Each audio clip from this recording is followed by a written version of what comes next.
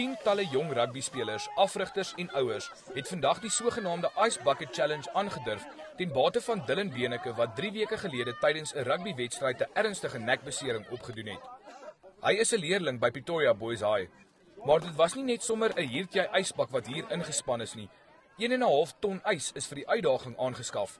Dylan se pa sê sy kind is vir sy hele familie 'n inspirasie, maar ook vir heelwat ander mense. Hy's 'n rugbyspeler, hy ken een pad en dis vorentoe. So, jy weet, hy doen maar sy beste. Hy's baie sterk. Kyk, he's got a fighting spirit. Hy doen sy heel beste om vorentoe te gaan. Tik se onder 16 span waarvan Dylan die kaptein was, het sommer ook luidkeels vir hom 'n boodskap gestuur. Dylan! Broer! Dylan! Broer! Dylan! Rugby! Ook verskeie oud Springbokke het hulle beursies uitgehaal en die uitdaging aanvaar.